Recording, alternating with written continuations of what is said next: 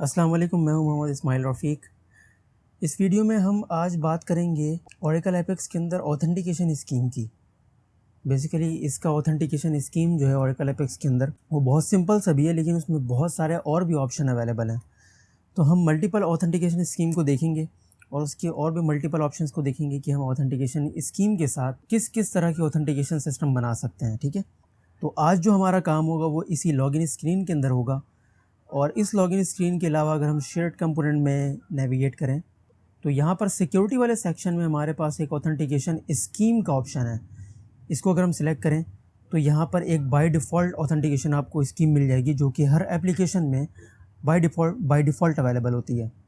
और अगर इस ऑथेंटिकेशन स्कीम के लिए अगर कोई नए यूज़र आपको क्रिएट करने हैं या फिर यूज़र को मॉडिफाई करना है, तो आप यहाँ पर इस मैनेज यूज़र वाले सेक्शन से नए यूज़र क्रिएट भी कर सकते हैं और जो ऑलरेडी यूज़र मौजूद हैं उसे मॉडिफाई भी कर सकते हैं। ठीक है, फॉर एग्जांपल अगर मुझे अगर एक नया यूज़र क्रिएट करना है इस ऑथेंटिकेशन स्कीम के लिए, तो मैं यहाँ से क्रिएट यूज़र करूँगा, यहाँ पर यूज़र का नाम दे दूँगा और यहाँ पर यूज़र का ईमेल, और आगे जा कर के इसकी और भी मल्टीपल इन्फॉर्मेशन है जो कि हम दे सकते हैं। लेकिन यहाँ पर जो रिक्वायर्ड इन्फॉर्मेशन है जस्ट मैं वो पुट करता हूँ और यहाँ पर हम इसका पासवर्ड लिख लेंगे और इस ऑप्शन को मैं ऑफ़ कर दूँगा ताकि मुझे फ़र्स्ट टाइम पासवर्ड चेंज करने के हवाले से ना पूछें। ठीक है, और यहाँ से मैं क्रिएट यूज़र कर लूँगा।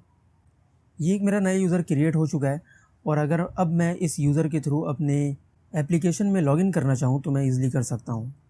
ठीक है, मैंने इसका user name and password provide किया। अब अगर मैं लॉगिन करना चाहूँ अपने नए यूज़र के साथ तो मैं जस्ट साइन इन कर सकता हूँ।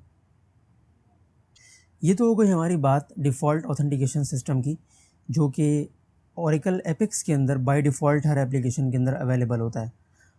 और इसके अलावा भी हमारे पास ओरेकल एपेक्स के अंदर मल्टीपल ऑथेंटिकेशन स्कीम होती हैं। अच्छा, मैं यहाँ से कुछ नई स्कीम भी क्रिएट कर सकता हूँ। फॉर एग्ज़ाम्पल अगर मैं नई नई स्कीम क्रिएट करना चाहूँ तो यहाँ से क्रिएट करता हूँ और यहाँ से बेस्ड ऑन प्री कन्फिगर्ड मैं यहाँ से सिलेक्ट करता हूँ और जस्ट यहाँ से नेक्स्ट कर लेता हूँ। उसके बाद यहाँ पर देखिए, अगर आप स्कीम टाइप को चेक करेंगे तो यहाँ पर बहुत सारी मल्टीपल स्कीम है। यहाँ पर अभी हम कुछ स्कीम को देखेंगे, जैसे कि अगर डेटाबेस को अगर मैं यूज़ करना चाहूँ तो डेटाबेस में क्या होता है कि आपके डेटाबेस में जितने भी स्कीमा जितने भी यूज़र बने हुए हैं, ये उस यूज़र के बेस पर आपके एप्लीकेशन में लॉगिन परफॉर्म करता है। ठीक है, तो इसे हम यूज़ नहीं करते हैं, ये एक सिंपल सा है। और आगे यहाँ पर देखें कि और भी बहुत सारी स्कीम हैं, जैसे कि नो ऑथेंटिकेशन। इस नो ऑथेंटिकेशन में क्या होता है कि आपके एप्लीकेशन में विदाउट एनी यूज़र पासवर्ड के आपके एप्लीकेशन में यूज़र को अलाउ कर देगा। ठीक है, फॉर एग्जांपल मैं इसे चूज़ करता हूँ और यहाँ पर इसका एक नाम लिख लेता हूँ, नो ऑथ। ठीक है, और जस्ट यहाँ से क्रिएट कर लेता हूँ। तो जैसे ही आप अगर कोई नई इस स्कीम क्रिएट करते हैं, ये उस स्कीम को बाय डिफ़ॉल्ट करंट बना देता है। यानी कि अभी हमारी एप्लीकेशन की जो करंट स्कीम है वो ये नो ऑथेंटिकेशन है।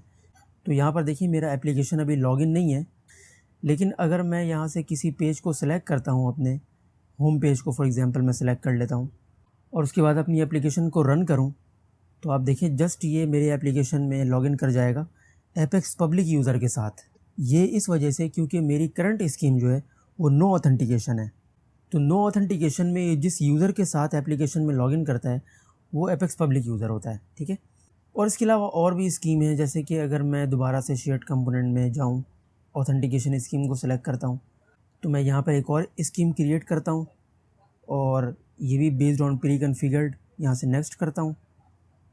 और उसके बाद मैं जो स्कीम सेलेक्ट करता हूँ यहाँ से, वो ओपन डोर क्रेडेंशियल को सिलेक्ट कर लेता हूँ। ये ओपन डोर क्रेडेंशियल क्या होता है, आपके एप्लीकेशन में अगर कोई यूज़र आता है तो जस्ट उसका यूज़र नेम उससे पूछता है कि भाई आप अपना यूज़र नेम बता दें, और उसके बाद उसे लॉगिन करने देता है without any password, without any verification. ठीक है, तो मैं इस स्कीम को सिलेक्ट करता हूँ और यहाँ पर इसका नाम लिख लेता हूँ ओपन डोर। ठीक है, और यहाँ से इसको क्रिएट कर लेता हूँ। तो जैसे ही मैंने यहाँ पर क्रिएट किया, देखिए इसने ओपन डोर को यहाँ पर करंट स्कीम बना दिया है। ठीक है, और मैं यहाँ से अपने इस होम पेज को सिलेक्ट करता हूँ और अब अगर मैं इसको लॉगिन करूँ तो आप देखें यहाँ पर ये मुझसे पूछ रहा आप अपना यूज़र नेम बताएं। तो अगर मैं इसे यूज़र नेम बताता हूँ इस्माइल रफ़ीक और जस्ट लॉगिन करूँ, तो ये बस देखिएगा कि हाँ ठीक है, इस यूज़र ने यहाँ से लॉगिन किया है, तो आपके यूज़र नेम में आपके यूज़र नेम को सेट कर देगा जो आपने वहाँ पर पुट किया था। ठीक है, मैं यहाँ से इसे साइन आउट कर लेता हूँ। ये है ओपन डोर क्रेडेंशियल। अब हम चलते हैं अपनी एक दूसरी ऑथेंटिकेशन स्कीम की तरफ, जो कि बहुत ज़्यादा जिसकी रिक्वायरमेंट होती है, और वो है कस्टम ऑथेंटिकेशन। यानी कि कस्टम ऑथेंटिकेशन क्या होता है कि हमारे पास कोई टेबल है यूज़र का जिसे हम खुद मैनेज कर रहे हैं, और उस टेबल के बेस पर हम अपने यूज़र को ऑथेंटिकेट करना चाहते हैं। तो जस्ट यहाँ से हम दोबारा से एक स्कीम क्रिएट करते हैं, यहाँ से नेक्स्ट कर लेते हैं, और अब हम जो स्कीम टाइप सेलेक्ट करेंगे वो है कस्टम ऑथेंटिकेशन। इसका नाम हम लिख लेते हैं कस्टम ऑथ। और यहाँ पर अब इसमें और भी बहुत सारी चीज़ें हैं जो कि हमें बतानी है। फॉर एग्ज़ाम्पल हमें यहाँ पर एक फ़ंक्शन बताना पड़ेगा जिस फंक्शन के थ्रू मेरा यूज़र जो है, जो भी मेरा यूज़र होगा वो ऑथेंटिकेट होगा। ठीक है, ये हमारा कस्टम ऑथेंटिकेशन फंक्शन है। इस फंक्शन का एक ख़ास पर्पज़ ये है कि एक रिटर्न बूलियन करता है। ठीक है, यानी कि या तो ये ट्रू रिटर्न करेगा या फिर फॉल्स रिटर्न करेगा। अगर ये ट्रू रिटर्न करता है, इस फंक्शन से ट्रू रिटर्न होता है, तो इसका मतलब ये है कि ये यूज़र ठीक है।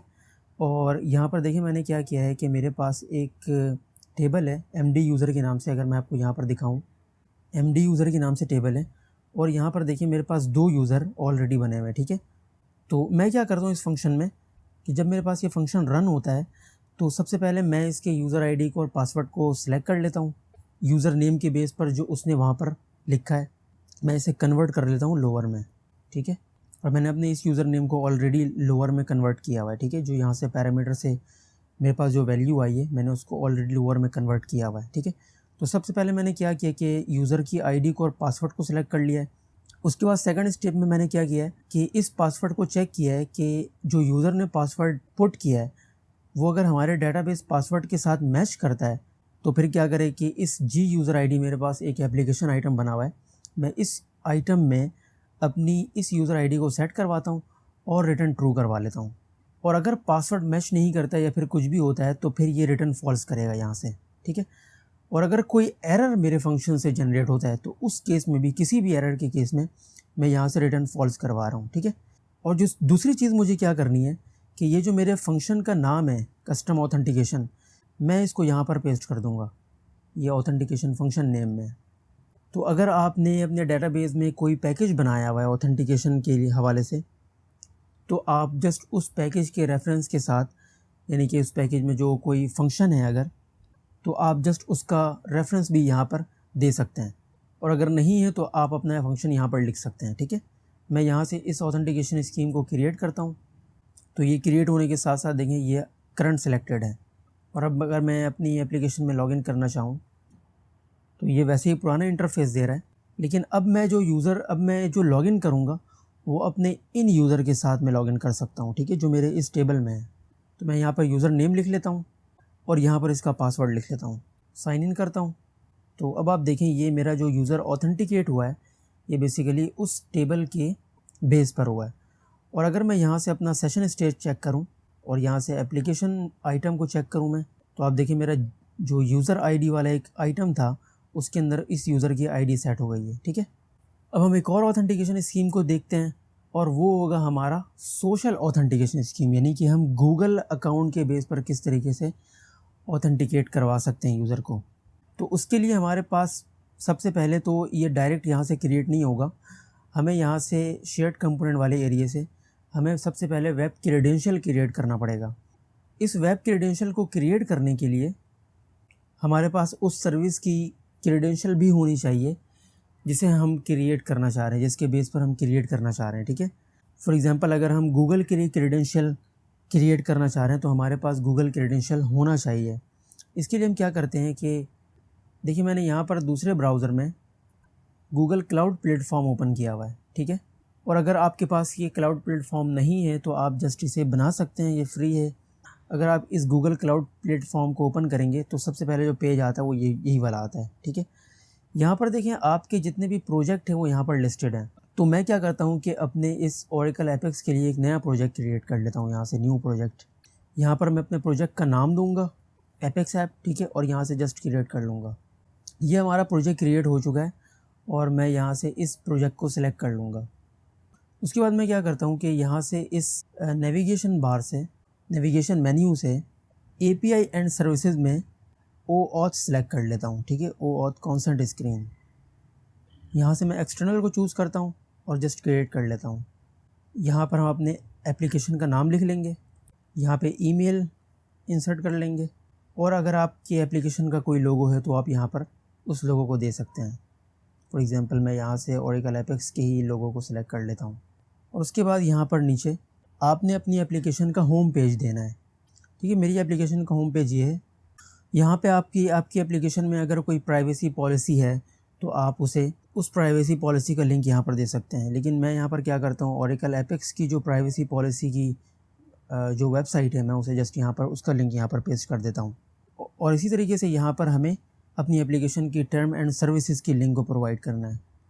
और यहाँ पर जो ऑथराइज डोमेन है, मैं यहाँ पर क्या करूँगा कि ऐड डोमेन करूँगा और जस्ट यहाँ पर oracle.com लिख लूँगा।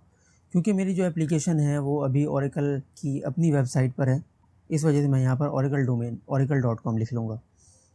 और डेवलपर कॉन्टैक्ट इन्फॉर्मेशन में मैं यहाँ पर अपना ईमेल प्रोवाइड कर दूँगा। उसके बाद मैं यहाँ से सेव एंड कंटिन्यू करता हूँ। ये सारी इन्फॉर्मेशन को मैं वैसे रहने देता हूँ और जस्ट सेव एंड कंटिन्यू करता हूँ। यहाँ पर भी सेव एंड कंटिन्यू। यहाँ पर अब देखें जो OAuth कॉन्सेंट स्क्रीन मैंने बनाई है ये उसकी समरी शो कर रहा है। और जस्ट मैं इसे यहाँ पर बैक टू डैशबोर्ड कर सकता हूँ। लेकिन मैं डैशबोर्ड पर नहीं जाना चाहता, बल्कि मुझे यहाँ पर अब क्रेडेंशियल यहाँ पर क्रिएट करनी है। और यहाँ पर क्रिएट क्रेडेंशियल करता हूँ मैं based on OAuth client ID. ठीक है, यहाँ पर एप्लीकेशन टाइप मैं सिलेक्ट करता हूँ जो कि मेरी वेब एप्लीकेशन है और उसका नाम मैं यहाँ पर लिख लूँगा प्रोग्रामिंग विद इस्माइल रफ़ीक। ठीक है। अच्छा, अब एक और इन्फॉर्मेशन मुझे यहाँ पर बतानी है, वो है ऑथराइज्ड रीडायरेक्ट URI। यानी कि जो यूज़र हमारा ऑथराइज्ड हो जाएगा गूगल सर्विस के थ्रू, वो कहाँ पर रीडायरेक्ट होगा। ठीक है, तो यहाँ पर मैं ऐड URI करता हूँ और मेरी URI होगी ये वाली एपेक्स ऑथेंटिकेशन कॉल बैक की। ठीक है, और इस क्रेडेंशियल को मैं यहाँ से क्रिएट कर लेता हूँ। अच्छा, इस क्रिएट करने के बाद हो सकता है कि आपके पास ये क्लाइंट आईडी और ये क्लाइंट सीक्रेट आपको मिल जाए। और अगर यहाँ से आपको नहीं मिलता है तो अभी आपने जो क्लाइंट आईडी के OAuth 2 क्लाइंट आईडीज़ बनाई है उसको आप सिलेक्ट करें, तो वो इन्फॉर्मेशन आपको यहाँ पर मिल जाएगी। ठीक है, ये क्लाइंट आईडी और ये क्लाइंट सीक्रेट है। इस क्लाइंट आईडी और क्लाइंट सीक्रेट के बेस पर हम अपने ओरेकल एपेक्स में वेब क्रेडेंशियल बनाएंगे। ठीक है, अब हम चलते हैं अपनी एप्लीकेशन की तरफ। और ये हमारा वेब क्रेडेंशियल हमने अपनी स्क्रीन ओपन की हुई है। यहाँ से हम इसका नाम लिख लेंगे गूगल क्रेडेंशियल। यहाँ से ऑथेंटिकेशन टाइप हम सिलेक्ट कर लेंगे OAuth 2। और उसके बाद ये जो हमारा क्लाइंट आईडी है उसमें वो जो हमारी क्लाइंट आईडी थी वो यहाँ पर हम पेस्ट कर देंगे। ठीक है, और ये जो हमारा क्लाइंट पासवर्ड है ये सीक्रेट एंड पासवर्ड, और जस्ट इसे यहाँ से क्रिएट कर लेंगे। ये हमारी क्रेडेंशियल क्रिएट हो गई है। अब इसके बेस पर हम क्या करेंगे, अपने गूगल क्रेडेंशियल की ऑथेंटिकेशन स्कीम बनाएंगे। तो हम यहाँ से शेयर्ड कंपोनेंट में आते हैं, ऑथेंटिकेशन स्कीम, और यहाँ से एक नया ऑथेंटिकेशन स्कीम क्रिएट कर लेंगे based on pre configured scheme. Next, यहाँ पर हम इसका नाम लिख लेंगे गूगल OAuth। ठीक है, स्कीम टाइप में हम सिलेक्ट कर लेंगे सोशल साइन इन, और ये बाय डिफ़ॉल्ट इसने सेलेक्ट कर लिया है। चूँकि हमारे पास एक ही है तो इसने बाय डिफ़ॉल्ट सेलेक्ट कर लिया गूगल क्रेडेंशियल। यहाँ से ऑथेंटिकेशन प्रोवाइडर में हम सेलेक्ट कर लेंगे गूगल। यहाँ पर इसका स्कोप डिफ़ाइन कर सकते हैं हम। अगर आपको इन सब चीज़ों के बारे में थोड़ी गाइडेंस चाहिए तो आप जस्ट इन आइटम के साथ जो ये हेल्प का निशान है, ये हेल्प का जो सिंबल है, इसे आप क्लिक करके आप इसके बारे में पढ़ सकते हैं। ठीक है, मैं यहाँ से जस्ट ये ईमेल एंड प्रोफाइल है, जस्ट मैं इसे यहाँ पर वही कर लेता हूँ, ईमेल एंड प्रोफाइल। ठीक है। अच्छा, ऑथेंटिकेशन होने के बाद जो हमारा यूज़र नेम है वो क्या बनेगा, वो हम यहाँ पर दे सकते हैं। तो मैं यहाँ पर दे देता हूँ कि जो हमारा ईमेल है वही हमारा यूज़र नेम बन जाए। और यहाँ पर इसके कुछ और भी एट्रीब्यूट हैं, आप इनके हवाले से पढ़ सकते हैं। यानी कि अगर आप इसके हेल्प पर क्लिक करें तो आपको इसके बारे में अंदाज़ा हो जाएगा कि हाँ ये किस पर्पज़ के लिए यूज़ होती हैं। ठीक है, मैं इसे ऐसे ही छोड़ देता हूँ और यहाँ से इसको क्रिएट कर लेता हूँ। ठीक है, ये हमारा करंट सिलेक्टेड हो गया। लेकिन मैं ये नहीं चाहता कि हमारी एप्लीकेशन में अब साइन इन जो हो वो गूगल ऑथेंटिकेशन के थ्रू हो, बल्कि मैं ये चाहता हूँ कि बाय डिफ़ॉल्ट हमारा ये कस्टम ऑथ है। लेकिन अगर कोई यूज़र गूगल ऑथेंटिकेशन के थ्रू हमारी एप्लीकेशन में आना चाहता है तो वो हमारी एप्लीकेशन में उसके थ्रू आ जाए। ठीक है, तो एक और बार मैं क्या करता हूँ कि इसको सिलेक्ट करता हूँ यहाँ से, और मैं इसके लिए और भी कुछ चीज़ें प्रोवाइड करता हूँ। फॉर एग्जांपल यहाँ पर देखिए PLSQL कोड है हमारा। यहाँ पर देखिए और भी कुछ ऑप्शंस है जो कि आपके हर स्कीम के अंदर अवेलेबल होते हैं, जैसे कि pre authentication procedure name, post authentication procedure name. For example मैं चाहता हूँ कि मेरा जो यूज़र गूगल ऑथेंटिकेशन सिस्टम के थ्रू मेरे एप्लीकेशन में आए तो अगर वो यूज़र हमारे पास फर्स्ट टाइम मेरी एप्लीकेशन में लॉगिन हो रहा है तो मैं उसकी एंट्री अपने पास भी क्रिएट कर लूँ, ठीक है। तो मैं यहाँ पर एक फ़ंक्शन यहाँ पर बनाता हूँ, ठीक है। ये मेरा एक ऑथेंटिकेशन प्रोसीजर है, पोस्ट ऑथेंटिकेशन प्रोसीजर है, जिसमें मैंने क्या किया है कि यूज़र आईडी एक वेरिएबल बनाया, एक ईमेल है। तो जो यूज़र मेरा गूगल सर्विस के थ्रू लॉगिन हुआ है उसकी ईमेल मुझे इस फंक्शन के थ्रू गेट हो जाएगी, ठीक है। मैं उसे इस वेरिएबल में रख लेता हूँ। और उसके बाद एक और मैंने वेरिएबल बनाया ऑथेंटिकेशन स्कीम के नाम से, जिसे मैंने गूगल जस्ट यहाँ पर एक नाम दे दिया है, ठीक है। मैं क्या करता हूँ कि सबसे पहले चेक करता हूँ कि अगर इस यूज़र आईडी, इसकी यूज़र आईडी मिल रही है मुझे इस ईमेल के थ्रू, मुझे अपने टेबल से इसकी यूज़र आईडी मिल रही है, तो इसका मतलब ये है कि ये यूज़र मेरा ऑलरेडी रजिस्टर है।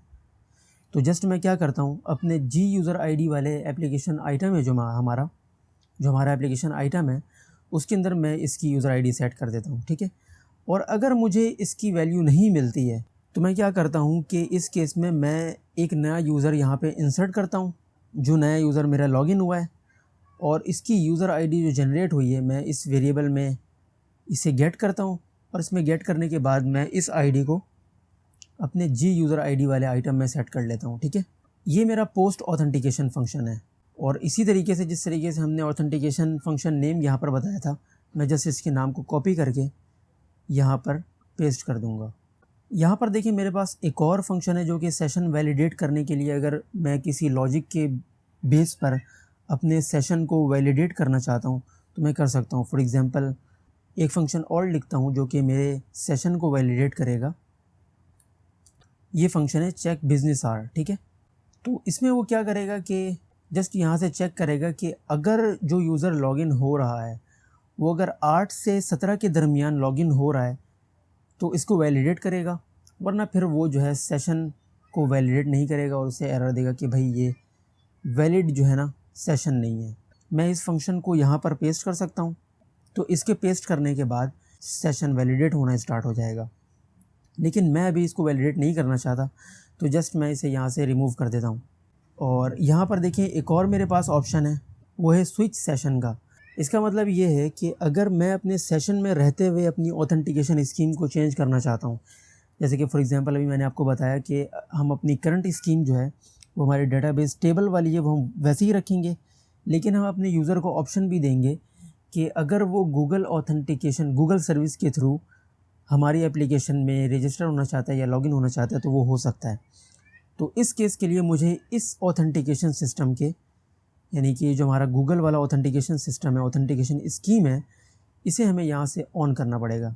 इसे हम इनेबल कर लेते हैं और जस्ट यहाँ से इसे अप्लाई चेंजेस कर लेते हैं और हम अपनी कस्टम ऑथेंटिकेशन स्कीम में आते हैं और इसे मेक करंट स्कीम कर लेते हैं, ताकि हमारी डिफ़ॉल्ट स्कीम ये हो। और अगर हम गूगल ऑथ को यूज़ करना चाहें तो अपनी लॉगिन स्क्रीन से गूगल ऑथ को भी यूज़ कर सकें।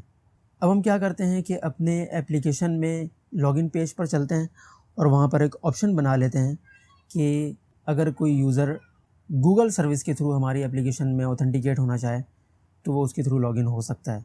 मैं यहाँ पर क्या करता हूँ कि एक बटन बना लेता हूँ, इस बटन का नाम लिख लेते हैं गूगल लॉगिन, और यहाँ से आप इस बटन में जो भी डेकोरेशन करना चाहें वो कर सकते हैं। लेकिन जो यहाँ पर अहम बात है वो ये है कि इसके एक्शन में हम यहाँ से रीडायरेक्ट टू पेज करेंगे और यहाँ पर जो लिंक देंगे हम वो अपने एप्लीकेशन के होम पेज का देंगे, ठीक है। और यहाँ पर एडवांस वाले सेक्शन में ये जो हमारे रिक्वेस्ट है वो हम लिखेंगे कि एपेक्स ऑथेंटिकेशन और गूगल ओ ऑथ, ठीक है। मतलब ये कि हमारे पास एक की होगी एपेक्स ऑथेंटिकेशन की और उसकी जो वैल्यू होगी वो हमारा हमारा स्कीम नेम होगा, जो हमने ऑथेंटिकेशन स्कीम क्रिएट की है उसका नाम होगा। जस्ट इसे यहाँ पर सेव करते हैं और अपनी एप्लीकेशन को रन करते हैं। अच्छा, यहाँ पर देखें ये जो लॉगिन बटन है, गूगल का लॉगिन बटन, वो ज़रा अच्छी तरीके से शो नहीं हो रहा है। मैं जस्ट यहाँ पे इसे रिप्लेस कर देता हूँ कि यहाँ से उठा करके उसे जस्ट क्रिएट पर रख लेता हूँ, ठीक है। सेव करता हूँ मैं और दोबारा से रन करता हूँ, तो यहाँ पर ये कुछ ठीक लग रहा है, लेकिन फिर भी हम इसे और भी ज़्यादा अगर अच्छा बनाना चाहें तो बना सकते हैं। अब अगर मैं लॉगिन करूँ तो बाय डिफ़ॉल्ट मैं अपने टेबल वाले यूज़र से लॉगिन कर सकता हूँ। साइन इन, ये मेरा लॉगिन हो गया है। और मैं अगर अपने गूगल वाले अकाउंट से लॉगिन करना चाहूँ तो मैं यहाँ से इस बटन को क्लिक करूँगा गूगल लॉगिन। ये मुझे ले जाएगा मेरे गूगल वाले स्क्रीन पर। यहाँ पर मैं अपना ईमेल इंसर्ट करूँगा, ठीक है, नेक्स्ट करता हूँ मैं। और यहाँ पर अपना पासवर्ड नेक्स्ट करता हूँ। और चूँकि मैंने सेट किया हुआ है 2 स्टेप वेरिफिकेशन, तो ये मुझसे सेकंड स्टेप वेरिफिकेशन के लिए पूछ रहा है। मैंने जैसे इसे ओके किया है और ये मेरा इस यूज़र के थ्रू जो मेरा ईमेल है ये गूगल लॉगिन के थ्रू मेरा लॉगिन हो चुका है, ठीक है। अच्छा, जो मैंने पोस्ट ऑथेंटिकेशन स्कीम बनाई थी, अगर मैं इस टेबल को चेक करूं अपने एमडी वाले यूज़र को, तो आप देखिए मेरा एक यूज़र यहाँ पर एक नया यूज़र क्रिएट हो गया है जिसको 103 आईडी मिली है। और ये ऑथेंटिकेशन स्कीम जो मैंने यहाँ पर सेट किया था कि ये गूगल ऑथेंटिकेशन स्कीम के थ्रू ये हमारा यूज़र रजिस्टर हुआ है, ठीक है। अब यहाँ पर अगर अपनी एप्लीकेशन में मैं इस सेशन को चेक करूँ और इस सेशन में अपने एप्लीकेशन आइटम को देखूं, तो आप यहाँ पर देख सकते हैं कि इसकी जो यूज़र आईडी है वो 103 जो भी अभी हमारा नया यूज़र क्रिएट हुआ है, ये उसकी आईडी यहाँ पर हमारे इस एप्लीकेशन आइटम में सेट हो चुकी है, ठीक है। तो ये हमारी थी ऑथेंटिकेशन के हवाले से कुछ बातें। उम्मीद है ये ऑथेंटिकेशन स्कीम पर जो हमने वीडियो बनाई है इससे आपको काफ़ी इन्फॉर्मेशन और काफ़ी हेल्पफुल होगा आपके लिए। ये आज की वीडियो हम यहाँ पर एंड करते हैं और इंशाल्लाह मिलते हैं नेक्स्ट वीडियो में।